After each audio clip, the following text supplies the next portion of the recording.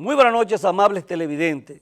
Un inmenso placer reencontrarnos con ustedes, como cada domingo, para compartir su espacio Visión Integral. Buenas noches, tocayo Juan José Encarnación. Un privilegio para ti estar conmigo. Y amigos televidentes, saludos a todos. Este programa ha cogido fuerza después de mi presencia el privilegio aquí. Juan José y Juan José. Bueno, yo tengo más de 6 años por acá. ¿Ah, verdad? Sí. Yo lo que por si acaso. Yo acabo de llegar. Y tú acabas de llegar. Bueno, Juan José, recordarle a todos los amables televidentes que, aparte del canal 1245, aparte de Claro TV 1012 High Definition, estamos a través de TV Quisqueya, canal 1096 de Optimum. También estamos a través de This Network, canal 812.5, y a través de Sling Latino para todos los Estados Unidos, Canadá y Puerto Rico. Si a usted no lo ven los dominicanos en todo Estados Unidos, porque no quieren. Pero ven acá, ¿cómo tú has logrado conectar todos esos canales? ¿Esto es un programa millonario? Es una información que yo te la doy más adelante, de manera particular. Gracias. Bueno, mire, para usted que no está creyendo en que el COVID es una realidad, todavía yo creo, usted dice que, no sé que usted no cree que es una realidad o que usted no le tiene miedo al COVID.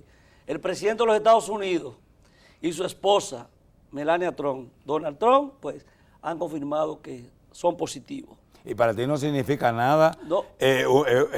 Los millones que están infectados en el mundo, los que han muerto, más de 1 millón? Más de 1 millón. Y resulta que ahora, porque Donald Trump le bueno, dio, ahora hay que asustarse, ahora hay que salir huyendo. Es el presidente de los Estados Unidos. Él es un ser humano. De una de la nación más poderosa. Él es un ser humano, no es infalible. Claro, y como él en principio tampoco creía mucho. Yo creo que si él estuviera viviendo en este país, estuviera metido en el mar, en Boca Chica, como tú te metes toda la semana, y además de eso, hace gárgara de agua de sal, y se higieniza bien, y se alimenta bien con comida con coco, y mucha fruta, muchos vegetales, y camina en el mirador y coge mucho sol, no tuviera COVID. ¿Disminuye la posibilidad? No. Bueno, de todas maneras, es importante la noticia, es una noticia que ha recorrido el mundo por la figura, por el ser el presidente de los Estados Unidos, pero fíjate que él era lo que tenía las posiciones un poco radicales con el tema de no usar la mascarilla, que el distanciamiento. En principio él no creía esto. Sin embargo, fíjate cómo le llega. Ya una persona con 74 años. Está en campaña. Está en campaña. Está con muchísima gente. Está expuesto. Sin embargo, él no quería usar la mascarilla. Todos estamos expuestos a todo. Se resistía en principio. Pero fíjate que los presidentes que se han resistido y que no han tomado esto en serio, como él no lo tomó en principio, y que ya los Estados Unidos tienen más de 7 millones de personas infectadas. 7 millones. Eso no es nada. Más de 200,000 muertos. Pero lógico, hay 300 millones en Estados Unidos de habitantes. Es el país líder. ¿Qué porcentaje es? Bueno, un 5%. Pero China tiene 1.450 millones. Y entonces, pues ocultan la verdad ellos. Bueno, pero no sé si lo está ocultando, y la India si lo está ocultando. Bolsonaro, que la misma situación, que no creía, que decía que no, infectado. Entonces los derechistas, a los derechistas, infectado, Inglaterra. A los derechistas entonces se le ha pegado el COVID. No sé.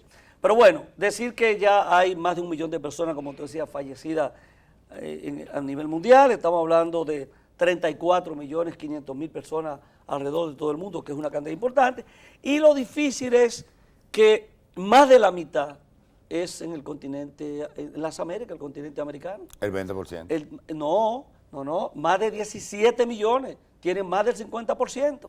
En Estados Unidos yo digo, ha muerto un 5% de lo que han muerto en el mundo. La repetición. Está bien. Y hay un 20% de infectados con relación al 100%. Bueno, el hecho es que en las Américas, dice la Organización Mundial de la Salud, que hay que prepararse para convivir con esto hasta el 2022. Posiblemente la vacuna esté en el 2021, pero dice que el virus estará circulando, como se dice. Dígale a la OMS que esto se quedará por siempre. Dígale usted a la OMS. Se quedará por siempre, porque eso es una gripe. Después ya se degrada la menina, después viene otra. Así. Y ya cuando comiencen a vacunar a la gente, ya eso. Pero en el país ya hablamos de 113.000 personas que se han contagiado y más de 2.100 personas han fallecido. Algunos días no muere nadie, otros días muere 9, otros días. Ha bajado significativamente. Y lo importante de todo esto es que nuestro sistema sanitario no ha colapsado. Eso es lo más importante. De todas maneras, empezamos a entrar ya como en mucha confianza con el COVID, y usted vio lo que pasó ya con la apertura del sector turístico, y en ese proceso de apertura lo que ha pasado en algunos hoteles que han tenido que ser multados, ya los bares de la zona colonial, y si la zona colonial en todo el sector, en todas las áreas turísticas del país, pues ya es la normalidad. Claro, eso en detrimento de otros sectores, o de los mismos sectores, que no están en los sectores turísticos, y eso es un poquito complicado. Lo que yo creo y sigo creyendo es que hay que perderle el miedo a esto del COVID-19, hay que abrirlo todo. Pero vamos en esa dirección. No, hay que abrirlo todo, porque vamos a quebrar este país definitivamente. Esta nación no aguanta 6 meses más cerrado. Bueno, entonces quebrado los medianos, pequeños negocios. Sí, hay que ver lo que está ocurriendo. 1.300.000 empleos fijos. Entonces, a mí me parece que esas alarmas, que principalmente las tienen yo creo que aquí hemos entrado ya un poco de confianza. Mira, después que llegó el gobierno de Luis Abinader, los muertos han sido mínimos, que nunca debe morir uno. Mínimo. Parece que de ahí para atrás estamos manejando una politiquería lo que había. No, yo no creo. Yo creo que en la medida yo creo que la experiencia que se obtuvo en los primeros meses y que se transfiere al gobierno es lo que ha permitido ya en este momento, donde hay más conocimiento, donde los medicamentos están ya quizás más definidos de cuáles son los medicamentos más efectivos, la gente misma toma medicamentos, es lo que ha permitido que los hospitales pues se puedan manejar sin ningún problema, que no haya una saturación. Tú debes reconocer que yo siempre he dicho, desde el 19 de marzo, cuando comenzó esto, que esto es una gripe mala, que hay que combatirla con antigripal, ibuprofeno si tiene fiebre o de cabeza, beber 3 aspirinas durante 3 días con agua tibia, y además de eso muchos teces de jengibre, cúrcuma, manzanilla, tilo, de verde, muchas frutas, muchos vegetales, higienizarse, caminar, la higiene es fundamental. Y el sol, el contacto, y usar agua de sal para hacer gárgara, y meterse de cabeza en el mar como tú haces. A ti no te da porque tú metes que vas. El contacto físico, limitarlo un poco y ponerse la mascarilla, que a usted no le gusta. Pero el país yo creo que empieza a entrar en una normalidad con la extensión del horario, ya la gente le ha perdido un poco el miedo, y uno a veces lo que llama la atención, gente no tiene miedo perder un poco el miedo, pero no tener tanta confianza. Yo creo que la gente todavía tiene que tener cierta precaución. Entonces la confianza sigue siendo una realidad, siempre se ha dicho, Mire, yo creo que hay una iniciativa muy importante, que hay que saludar, muy humana, del presidente Abinader. El hecho es de otorgarle un bono a los estudiantes que por una razón u otra, por la falta de recursos, por haber perdido el empleo, porque quienes le pagaban la universidad, sea su padre o cualquier persona que ayudaba, no han podido. 86.000 estudiantes universitarios. Yo creo que eso es sumamente importante. Van a tener 6.000 pesos de aquí a diciembre. A ti se te olvida algo, que tú fuiste realmente el que le diste a conocer a través de este programa a la opinión pública nacional e internacional, con la doctora Mosquete, que vino aquí, que solicitó encarecidamente al señor presidente de la República, Pamela, y además al Ministerio de Educación, que vaya en auxilio de ellos.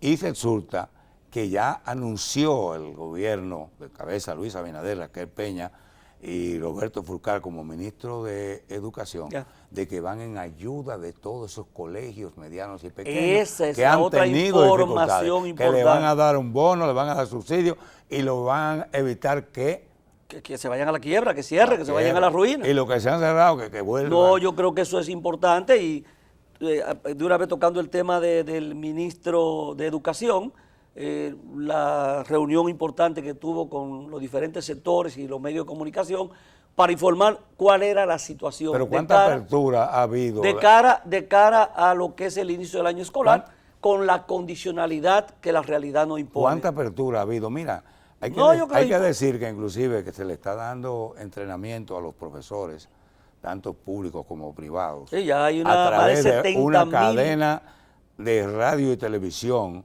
Solamente el sector privado son 11.000 y algunos casi 80.000 del sector público. Y qué bien lo están haciendo esos que están conduciendo esos programas, con esa calidad, capacidad, con esa forma de exponer, esa dicción, esa entonación, de comunicar realmente que le llega a la gente. Entonces, eso a mí me sorprendió de verdad, porque están utilizando todas las capacidades, todas las inteligencias, tanto de fuera como de dentro, porque están siendo asesorados por todo el que sabe de esto, de lo que es la educación a distancia, online, por Zoom, por todos Skype, los medios tecnológicos WhatsApp, habidos y por haber, a través de la televisión, por Facebook, por televisión, por radio. Oye, muy bien, yo creo que sí. Y yo creo que era ayer. Ahora se hicieron los canales de televisión. Claro, van a facturar. Pero y la radio va a facturar. No caímos. Y Radio Santa María, que llega lejos, va a facturar. Pero yo creo que todo eso es importante, y sobre todo mantener informado por dónde vamos, qué es lo que se está haciendo, los sectores, cómo se están integrando. Algunos que lo han visto en el zapato, el tema de los directores regionales. Yo te he visto a ti como muy entusiasmado por el gobierno. De los directores, yo te he visto a ti como muy entusiasmado. Reconociendo que las cosas que estén bien. Pero yo te he visto a ti muy entusiasmado. Reconociendo la iniciativa que tiene el gobierno. Últimamente, que estén bien. No, pero no es un tema de entusiasmo. Yo creo que así como uno tiene posiciones críticas ante situaciones que ocurren que a uno no le parece bien, pero yo creo que también es importante reconocer. Yo creo que se encontró una planificación en medio de la situación, pero... Sí, hubo algo de eso. Había una planificación. No, una cosita, hombre. No, había una planificación, había más de 300.000 estudiantes que tenían la tablet, habían más de... hay que reconocer. La tableta de los profesores estaban ahí, los profesores estaban capacitados, y es seguir y anunciar todo lo que se va a hacer. Yo creo que... Pero el 50% de los profesores no estaban capacitados. Exacto. Vamos a ver ahora qué va a ocurrir. Yo creo que es importante no dejar perder el año, aunque nunca será lo mismo. No se puede ser mezquino, es verdad que ellos dejaron muchas cosas preparadas. No se puede ser mezquino. Bueno, mire, hay unas declaraciones del ministro administrativo de la presidencia, el señor Paliza. Ya tú vienes con el chisme. De cara, no, de cara a mí lo que a veces... yo sé para dónde tú vienes. No, lo que pasa es que a veces hay declaraciones que tú dices, pero a veces no se puede dar algunas declaraciones. El presidente se está reuniendo, el presidente Abinader... a Paliza. Sí, dando la plana. Ministro de la presidencia. No, déjeme decirle. Administrativo. Oiga, el presidente de la República se está reuniendo con esa dirigencia del PRM que está reclamando posiciones en el gobierno, ¿no? Y se le está diciendo alguna provincia, usted sabe que se han tenido que militarizar algunas gobernaciones provinciales, ¿correcto? Pero hay cosas que no se dicen. Están cancelando en la administración pública, están cancelando a la velocidad que entienda cada una de las instituciones. Cancelando o no, sustituyendo. Pero son cancelaciones. Pero ¿cómo se le ocurre decir, con el presidente del PRM y con la posición que tiene, que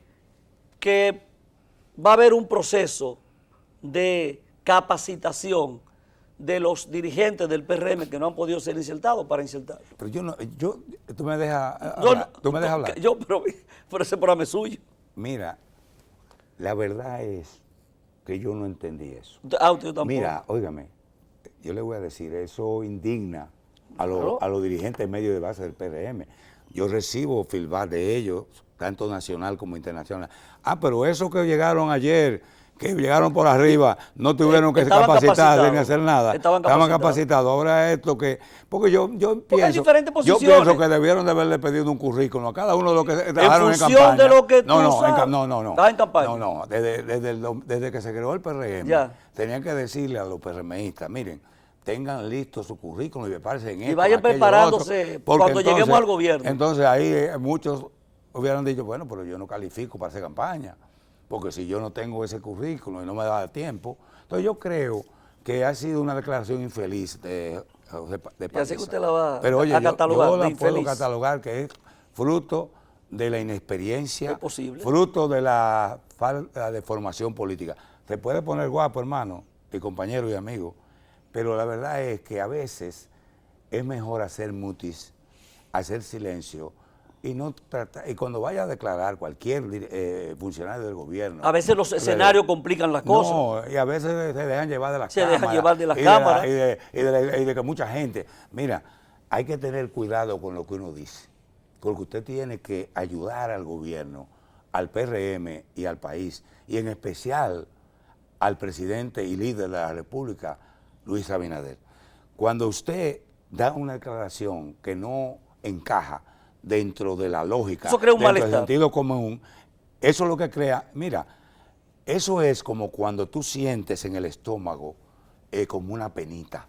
La gente del PRM... Una acidez fuerte de sí, esa, no, como... No acidez, no, una penita. Pero acidez es una cosa y penita. Bueno. ¿Te cuando tú te has metido en una hamaca? Bueno, que cuando tú vas y vienes te hay una ya, penita. Ya. La cuando se montaba en la estrella que iba bajando. Los dirigentes del PRM, medios y de base, no, eso cae que mal. Tienen que ser nombrados en el gobierno, sienten una penita y un dolor. Porque el presidente lo venía manejando bien, Sí. Pero esas declaraciones, bueno, usted se van a empezar a preparar ahora en las áreas administrativas. Yo no creo que quisiera echarle jabón al sancocho. En las áreas de compra y contrataciones, y después entonces de ese proceso, que no sabe cuándo, entonces usted va a entrar al gobierno. El gobierno tiene la posibilidad de insertarte en función de tu conocimiento, de tus capacidades. O sea, no hay que decir, usted es todo lo que sabe hacer. Esta es su formación. Hay que decir, y usted entonces se inserta allí. Hay que decir también que el gobierno pasado no le dejó dinero al gobierno actual. No, por eso el Estado no lo estoy diciendo. El Estado no ha quebrado. Oye, me quebró. No, eso no quebró. Suelta el préstamo ese que hicieron de $3.800 millones. Mira, otra cosa es que esos amigos tuyos dejaron amarrado el Estado. El 75% del empleado público lo convirtieron en carrera administrativa. Y ahora inclusive hay funcionarios de eso que le queda 1 año, que le queda 2 años, porque si no hay que darle 100 millones de pesos. Es una situación, son unos leones, mira, hermano, mira, por eso es que yo conozco que el ser humano desde antes de nacer tiene un monstruo dentro, un diablo dentro, y que después algunos lo desarrollan porque, oye, esos PLDistas eran diabólicos. ¿Y usted tiene algún diablillo dentro? Todos lo tenemos, tú también lo tienes. Mire, vamos a dejar ese tema y vamos a hablar de la otra decisión que es correcta, la suspensión de los funcionarios por no hacer en el tiempo establecido por la ley. ¿Y están todos lo que son? No, yo creo que ahí falta mucha gente. Si revisan, yo no creo que pero la cantidad... Fue un buen ejemplo. Que la cantidad de... Pero fue un buen ejemplo. Inclusive hay un asistente del presidente al lado ahí. O sea, y funcionarios de segundo nivel. No, y hay uno en primera, bueno, que está al lado de él, claro, en eso. Pero me enteré bueno, de que hay muchos más. Ahora, pero que tiene que haber muchísimos más. Ahora, esa Cámara de Cuentas tiene mucha responsabilidad en todo eso. Porque yo que hice mi declaración jurada de bienes en la primera semana, cogí lucha un poquito. En la primera semana. ¿A qué tú crees que se debe que esos funcionarios, que es una cosa tan sencilla, buscar un contable para que le haga eso? Eso no hay que buscar a nadie. Tú mismo lo haces. Eso no hay que buscar a nadie.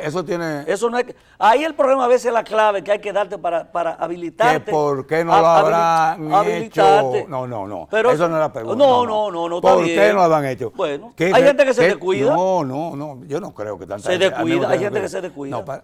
Pero son miles que faltan. Pero a veces lo importante, 1.700. Ahora, pero tienen que decir quiénes faltan, porque ahí están los regidores, los alcaldes, directores de distrito, encargados de compras de instituciones, los financieros. Hay una cantidad de gente que no son funcionarios ni de primera, ni de segunda, ni de tercera categoría. Que están ahí todavía, que tienen claro, pero hay gente que yo he escuchado decir en los medios que han tenido dificultades para hacer la declaración, que se pasan el día entero y no pueden. Las cámaras de cuentas tienen mucha responsabilidad porque no tienen la estructura ni ha habilitado los espacios para recibir la cantidad de declaraciones juradas. Y ahora dicen que van a sortear. No, pero tampoco le he hecho toda la culpa. No, tiene mucho. Pero tiene mucho. Cuando el sistema se calienta, óyeme, cuando tú vas a meterle 2.000 o 3.000 declaración jurada, inclusive cuando tú sabes que el dominicano, tú eres dominicano, yo no. Dejamos la cosa el dominicano deja todo para último, achacar la cédula. Pero ha sido lento la recepción de la información. Yo creo que hay dificultades. Lo bueno es que en algún momento se diga quiénes faltan, ¿verdad? Si son de la actual, pero que se publique de lo de la gestión saliente, escúcheme, de lo de la gestión saliente, de la actual gestión, para que el país lo conozca y que tengan que tomar la medida que tengan que tomar. Porque se van a quedar muchísima gente sin presentar ninguna creación jurada. Lo que tú no te atreves a decir es... ¿Qué? Lo siguiente, para tú como que se te van las cosas. ¿El qué? O lo siguiente. Si tú suspendes a un funcionario, por ejemplo, porque no ha hecho su declaración jurada, ¿va a cobrar ese sueldo? No, ese disfrute sueldo. No, lo va a cobrar. Desde que se ponga al día. Le cobra. Entonde es en disfrute sueldo, entonces el sueldo acumulado. ¿Qué sentido tiene la suspensión? Si va a cobrar, va a cobrar como quiera. Para mí, entendí que no iban a cobrar. ¿Cómo? Pero bueno, pero venga, ¿qué es lo que tú vives? Vamos a ver qué pasa. Mire, la selección de los jueces de la Junta Central Electoral, como jueces usted decía, no, miembros. De los miembros, que no son jueces. No son jueces. Como usted decía, eran 321, son 336. ¿Subió? No, sí, 336. Ellos dicen que hasta el 21 de este mes van a estar en el proceso de evaluación. Ahí hay gente que ha subido, que no reúne la... ¿Tú juegas el loto? ¿Tú juegas el loto? ¿Para qué? Para usted me va a decir cuáles son. No, porque eso es como sacarse el loto. Exacto. Porque son 10 personas que van a escoger ahí, 5 titulares y 5 suplentes. Y entonces empezó el proceso en esta semana, pero en un día logran evaluar 25 personas. Porque eso son no 10 minutos. Son 2 meses que tienen. Bueno, 2 meses, pero ellos están poniendo una fecha del 21. Y entonces mira qué coincidencia de la vida. Le da el COVID al presidente de la comisión. No, está bien, pero fíjate cómo le dio el COVID, para que usted vea. Y también a cualquiera le da eso. Al ministro, al ministro de Interior. Bueno, el hecho es que el proceso va lento porque hay que pasarse todo un día haciendo evaluaciones. Hay muchísima gente que no califica de hecho. Que yo no sé para qué se presentaron. Todo el mundo califica, todo el mundo tiene derecho. Pero no hay gente que si se depuraba el listado. Ahí se presentó uno que no tenía ninguna experiencia. No había, oye, se acababa de graduar. Había uno que no tenía la edad suficiente. Porque no, ¿Cómo que no tenía la edad? Que 29 años creo que son 30. Y son 30. Pero yo te pregunto. Pero hay mucha gente buena ahí. Hay mucha gente buena. Yo creo que será una buena selección. Ni descalifica a nadie. No, yo no. Cuando digo no reúne las condiciones, es las condiciones establecidas, no en términos de capacidad, sino las condiciones establecidas. Sin embargo, hay tres. Condiciones, no digas condiciones, la palabra es requisito. Me va a corregir a mí todo. La palabra es requisito. Los requisitos. Las condiciones. Condiciones no. Condiciones es una cosa. Es como tú decir necesidad y necesidad. Condiciones establecidas. Tú tienes necesidad de que este programa salga bien y yo tengo necesidad de conseguir algo. Pero mire, como usted lo quiera ver, condiciones o requisitos. Parece que hay tres personas que están sonando mucho. Que es de Olivares, que no sé, esa declaración, porque de Olivares está diciendo a través de los medios, a través de sus redes, que él va a ser el próximo presidente de la Junta Central Electoral. ¿Y lo ha dicho? Todo el Capira dice que va? No. Ahí yo no veo a nadie diciendo que yo voy a ser el próximo presidente. De Olivares sí. Entonces está el señor Madera y el señor Jaques. ¿Quién es Madera? O el juez del Tribunal Superior Electoral. Y Román Jaques, que son de la gente que está sonando. Y hay un comunicador también, amigo suyo, que está sonando bastante. ¿Quién es? Un comunicador amigo suyo. Habla por el micrófono. Exacto.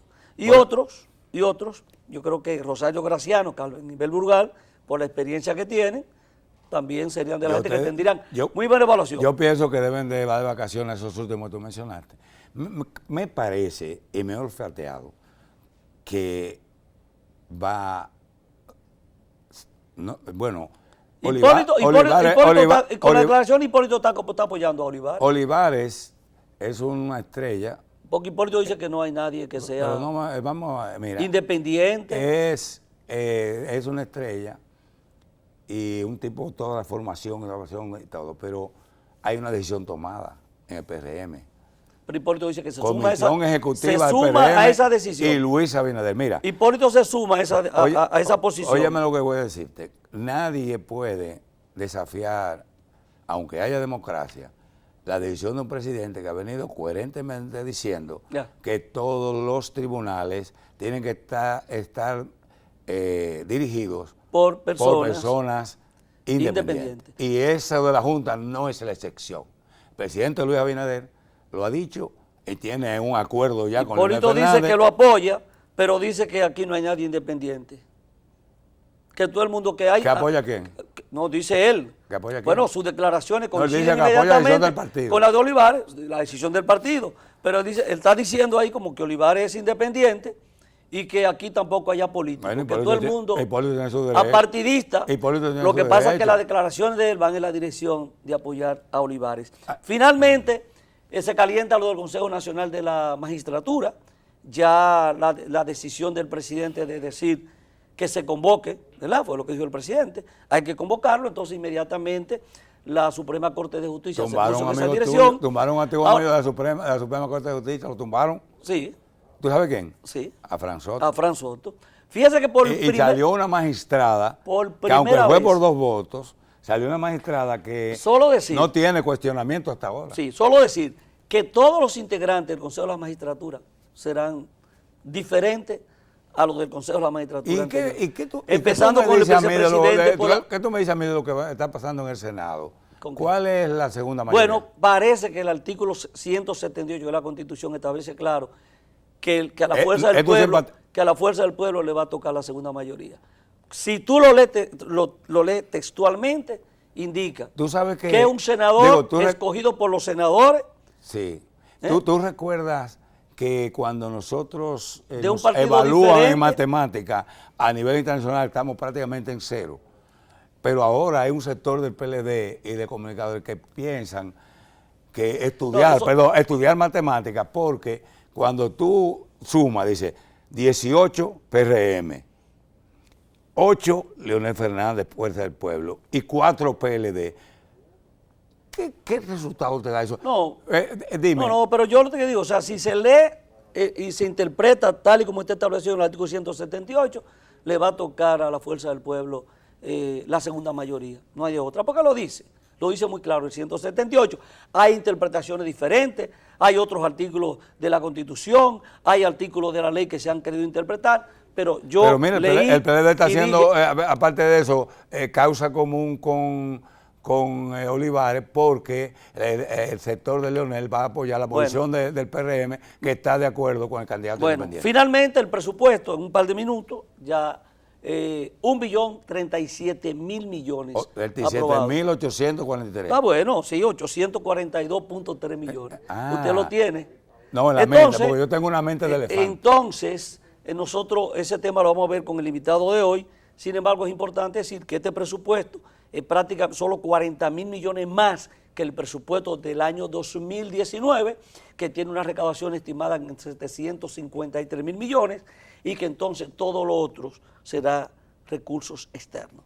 De ese presupuesto vamos a hablar la semana próxima. Bueno, yo te voy a decir a ti, ya despidiéndome en este de hoy, en esta parte, donde solamente me toca a mí esta parte contigo, que es la parte estelar, de que realmente ese presupuesto se va a manejar de acuerdo a mi olfato, adecuadamente y equilibrado y dirigido a los sectores como salud, educación, vivienda, alimentación, educación, salud, educación, interior y policía, Ministerio de Obras Públicas, la presidencia, donde está la mayor cantidad de asignación presupuestaria. El hecho es que se está estimando ahí préstamos por unos 291.000 millones de pesos y ingresos que se va a recaudar a través del presupuesto de 746.000 millones de pesos. Dice el Banco Central que ahora la economía hay una partida por ahí, eso dice el Banco Central. Comienza a respirar. Ahora hay algunos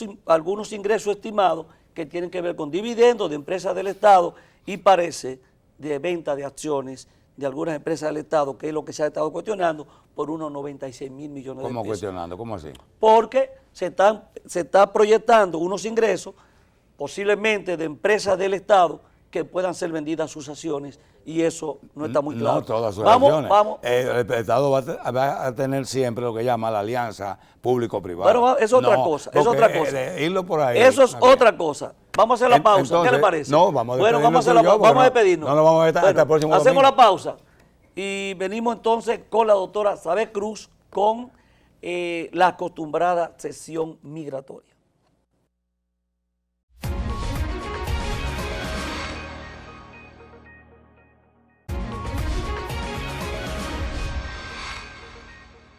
Bienvenidos nuevamente, mi gente de Visión Integral. Hoy traemos un tema sumamente interesante y es una información que habíamos anunciado ya de manera previa en reiteradas ocasiones a propósito del aumento de tarifas del Servicio de Ciudadanía e Inmigración de los Estados Unidos, que estaba prevista de entrar en vigor el día 2 de octubre, el pasado 2 de octubre.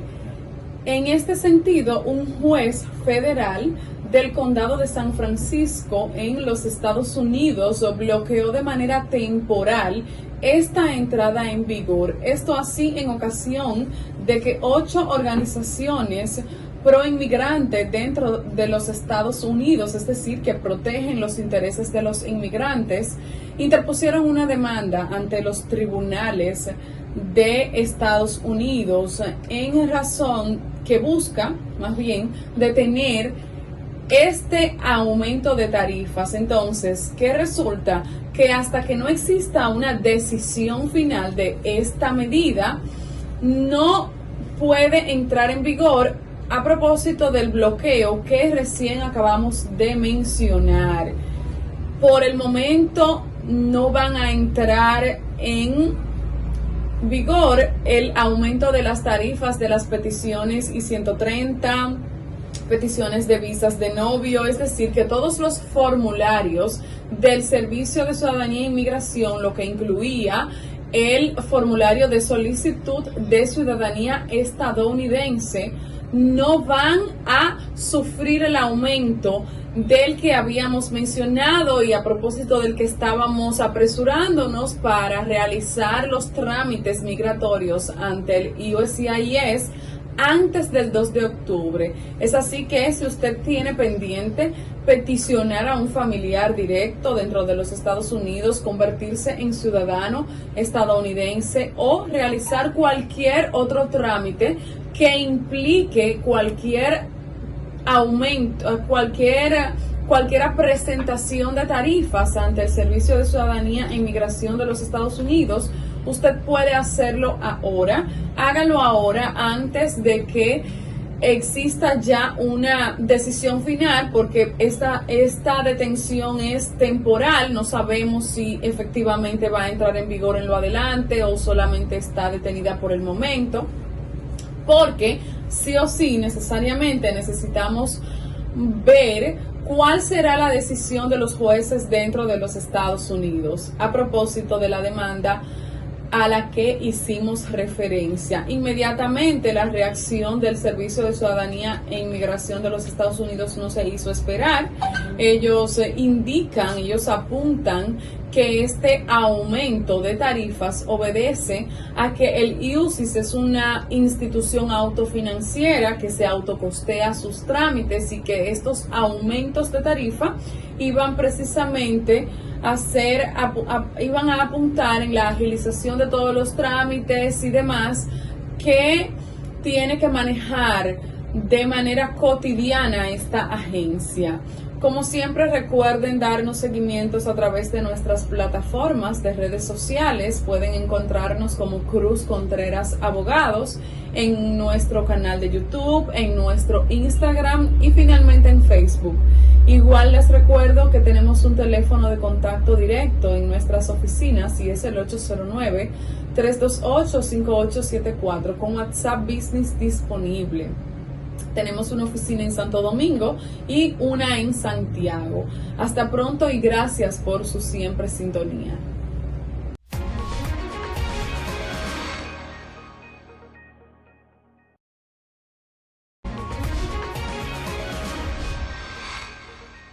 Está con nosotros para compartir la entrevista de esta noche el doctor Antonio Siriaco Cruz. Él es economista, doctor en economía, vicedecano de la Facultad de Ciencias Económicas y Sociales, profesor universitario de larga data, un investigador. Para nosotros es un placer recibirte en Visión Integral y sobre todo recibir a un amigo. Buenas noches, Siriaco. Buenas noches, Juan José. Gracias por tu invitación en este programa habitué, que me he convertido en un habitué en Visión Integral. Creo que tiene que ser con más frecuencia. De verdad que siempre te agradezco la gentileza de estar con nosotros. El tema que debo obligado para tratar contigo es el tema del sometimiento del presupuesto general de la Nación de ingresos y ley de gasto público para el año 2021 que acaba de someter el presidente, bueno, el presidente no, el ministro de Hacienda y el director del presupuesto ante la Cámara de Diputados. Vamos a ver, estamos hablando de un presupuesto muy similar al presupuesto del año que acabará de transcurrir en diciembre, en términos del volumen, creo que solo 40.000 millones adicionales, pero estamos hablando de un presupuesto de 1.037.000 millones, ¿verdad? Estamos hablando de 1.037.842 millones. Con una composición de ingresos, vamos, no que sea una composición, sino con una estimación de ingresos de unos 746.313 millones y préstamos estimados, vamos a decirlo así, por 291.000 millones, lo que hace ese monto. Vamos a ver a detallar un poquito este presupuesto. ¿Cómo tú ves? ¿Cómo los análisis que ha hecho hasta estos momentos? Mira, Juan José. Sí. Mira, Juan José, hay que analizar lo siguiente. El presupuesto del 2021 básicamente contiene una especie de una reforma tributaria, en primer lugar. Cuando uno analiza las diferentes disposiciones impositivas, uno se da cuenta evidentemente que hay una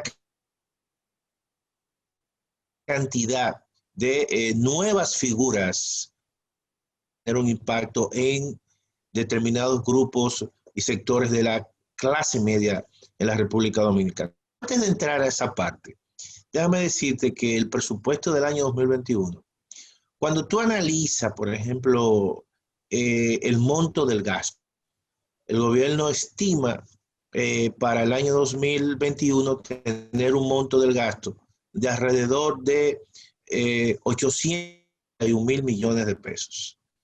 Y si tú analizas y comparas ese monto del gasto con el último presupuesto complementario, que el monto del gasto fue 1.028.000, estamos hablando de una reducción del gasto público por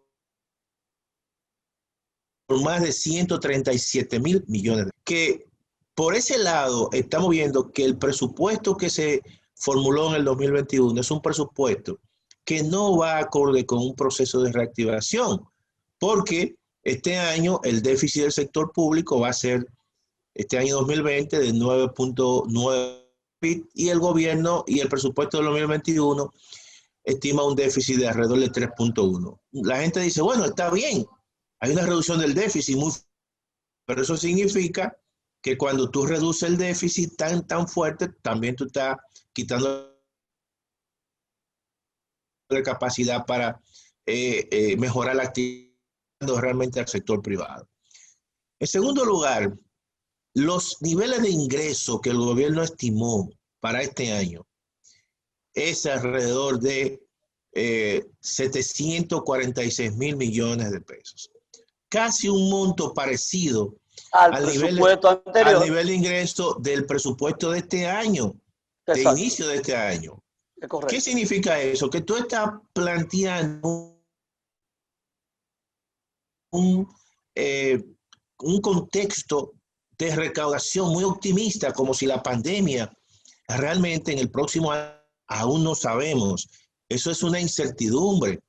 Y en ese sentido yo creo que los niveles de ingreso fiscales que el gobierno estima para el próximo año están sobrevaluados. Pero además están sustentados en una serie de figuras impositivas que posiblemente, si se aplican, van a generar dificultades de carácter social, vamos a decir, y muchas protestas. Por ejemplo, no es posible, vamos a ver, no es posible que se estimen unos ingresos con una economía para este año que creció con la proyección de crecer al 5% y una economía que no se sabe realmente cuánto va a crecer. Entonces, ¿cómo es posible estimar esos niveles de ingresos cuando tú ni siquiera puedes estimar? No sé ¿Cuál es la estimación que tú tienes? ¿Cuál va a ser el crecimiento de la economía en el año próximo? Mira, ¿De dónde van a salir? Porque hay por ahí una cifra que se está hablando de empresas públicas. Se está hablando de ingresos, de dividendos, y se está hablando de ventas de acciones de empresas públicas, y se habla de unos 96.000 millones, que parece que eso es parte de eso, más los impuestos que se están contemplando. Mira, ahí voy. Vamos a analizar las figuras sobre las cuales se sustenta los 746.000 millones de pesos. Para yo entonces decirte y sostenerte que esos 746.000 millones son unos montos muy optimistas. Por ejemplo, el gobierno estima tener recaudaciones solamente por transferencia de las empresas públicas por 87.000 millones de pesos, sin incluir, en este caso, las ganancias del Banco de Reserva. Es decir, esos son ingresos extraordinarios. Ahí incluye venta de acciones de las empresas públicas y de activos de las empresas públicas. Yo no sé hasta qué punto eso se va a llevar a cabo. Eso es un elemento de carácter muy polémico. Segundo lugar, se estima que el gobierno va a recibir ingresos, no se sabe el monto, por la suspensión del impuesto sobre la renta que se le cobra o que se le carga supuestamente al salario 13. Suspende el artículo 222 del Código Laboral que dice que el salario 13 está eximido del pago de impuestos. Exactamente. Entonces, esa situación no se sabe. ¿Por qué? Por el hecho de que a lo mejor eso puede generar protestas de sectores importantes de clase media. Porque ya se está generando en las redes sociales. No, y eso, no solamente eso. Y un impuesto a la compra. Ahí voy. Entonces, lo otro es, el artículo 41 del presupuesto, ¿qué te dice? Te dice, bueno, se va a gravar con una tasa de un 3% a todo tipo de compras en moneda extranjera a partir y a través de tarjeta de crédito y débito. Eso afecta también a la clase media, porque la clase media es aquella que generalmente hace uso de la tarjeta de crédito y básicamente en dólares, en moneda extranjera. Pero también dice lo siguiente, otro artículo dice, se va a establecer una tasa de un 8% a las ganancias extraordinarias y se establece como una contribución a aquellas empresas que tengan ganancias extraordinarias en el contexto del COVID-19. Otro, ganancias extraordinarias. Entonces, ¿qué ocurre? Tú sabes que hay empresas que por determinado tipo de características han vendido mucho en esta pandemia. Entonces se le va a poner un impuesto de un 8%. Pero déjame decirte que también hay otras figuras importantes, impositivas. Se le va a gravar el 1% a los activos netos del sector financiero y que eso al final del año fiscal se va a considerar como un gasto deducible del impuesto que vayan a pagar. Todo eso son tasas y figuras impositivas que van a generar conflicto, que no están bien claras. No estamos diciendo que se incrementa el ITEVI o que se incrementa el impuesto sobre la renta, sino figuras un tanto que se quisieron poner en el pasado y que ahora también se quieren poner, como es el caso, por ejemplo, del gravamen a los servicios digitales, el caso de Netflix, el caso de Spotify. Que no se pudo, que se trató y no se pudo en un momento determinado. Entonces, lo que yo te quiero sustentar es que esa es la base de recaudatorio o recaudatoria de los 746.000 millones. Entonces, ¿qué va a ocurrir? Que cuando comiencen las protestas y las quejas de la clase media por las redes sociales, el gobierno va a echar para atrás muchos de esos impuestos. Y al final, todo eso lo va sencillamente atrás. Tener que buscar préstamos para compensar la pérdida de esos ingresos. eso es lo que va a ocurrir. Y yo lo que creo que también pero eso es a propósito, o sea, yo digo, si el gobierno sabe que son conflictivos o impuestos, entonces esa sobreestimación ¿verdad? Sobreestimación que se hace a propósito. Sí. ¿O es un ensayo a ver qué va a pasar? Porque yo creo que alguna cosa de esta debe discutir el Congreso inclusive. No sé si comparte conmigo. En algún momento el Congreso... Yo lo que creo que eso es un ensayo. Ya. 21 recoge realmente una especie de mini reforma tributaria o de una reforma tributaria. Y eso es lo que va a ocurrir. Sencillamente aumentos de impuestos, aumento de tasas, incluso ahí se graba se pone una contribución adicional de $174 por cada tonelada métrica. Oye eso. Entonces, esa es una situación. ¿Por cada tonelada métrica? Que yo creo que verdaderamente va a generar problemas. Yo creo que por cada tonelada métrica al GLP, $174. Y eso, yo no sé, porque en la compra de combustible hay mucha información, vamos a decir, hay poca información. La información no es tan clara. Y cuando a ti te dicen el precio de paridad, hay muchas cosas que el gobierno nunca ha aclarado. Y parece, eso hay que verlo, y el gobierno tiene que explicar. Ese monto que se está grabando al GLP, si es que se está realmente transparentando una contribución que ya existía, pero me extraña porque dice una contribución adicional, por lo tanto es algo nuevo. ¿Qué pasa? Esto, yo creo que... ¿Qué pasa con lo...? Sí, dime. No, yo creo que todo esto va a traer dificultades.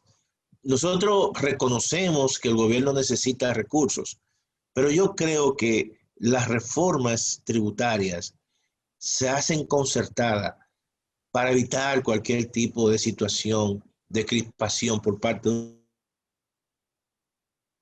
un sector de clase media. Tuvo mucha incidencia en el proceso electoral a favor del partido de gobierno. ¿Qué pasa con los programas sociales? El presidente ha dicho que eso es hasta el mes de diciembre.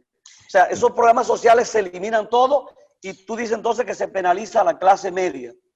Mira, los programas sociales hasta ahora, la revisión que yo he hecho del presupuesto, he visto los tradicionales, los programas, ¿verdad? Que de Prosoli, tarjeta Comer Primero, el bono luz, el bono gas, el bono, la transferencia envejeciente, pero no he visto los programas que se crearon a partir del mes de abril para compensar a los grupos vulnerables. No he visto Quédate en Casa, no he visto Patí, no he visto Fase 1, no he visto Fase 2. El presidente dijo ya que eso solo llegaba hasta el mes de diciembre. Y entonces eso yo creo, y básicamente el programa Fase 1 y Patí, que son para desempleados formales, y Patí para personas informales, eso puede también traer algún nivel de protesta, porque esos son personas desempleadas. No es verdad que la economía va a recuperar los empleos. Por lo tanto, muchas personas el próximo año van a estar desempleadas, y si el gobierno le quita esa ayuda, eso puede generar también problemas y crispación social. Bueno, prácticamente el tiempo se nos ha ido, pero en 30 segundos, ¿qué tú piensas que va a ocurrir? ¿Qué tú piensas que va a ocurrir para la aprobación de este presupuesto? Quizás no era el momento de hacer un diálogo con todos los sectores, de pensar en el pacto fiscal que está ahí, hacer una verdadera reforma tributaria en este momento. Yo lo que creo que esta situación va a acelerar quizá una mayor concertación. Yo creo que va a haber de reclamo por parte de sectores de clase media, porque obviamente en esta coyuntura hacer ese tipo de imposiciones y básicamente a sectores de clase media, que muchos están desempleados, que muchos están sufriendo verdaderamente los embates de la crisis, de forma tal que en esta coyuntura, más que tú disminuir capacidad de consumo, hay que dar más capacidad de consumo para reactivar la economía. De lo contrario, yo creo que el próximo año y estas discusiones van a traer muchísimas quejas por parte del sector, de un sector de clase media. Bueno, muchísimas gracias. Hemos llegado al final. Y muy interesante tu participación, como siempre. Así que reiteradas gracias por haberme acompañado esta noche, ya en esta parte final de Visión Integral. Muchas gracias, José, y ya tú sabes que la pase bien.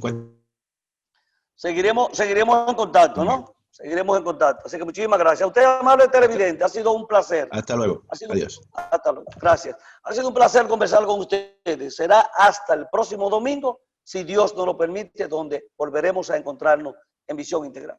Buenas noches.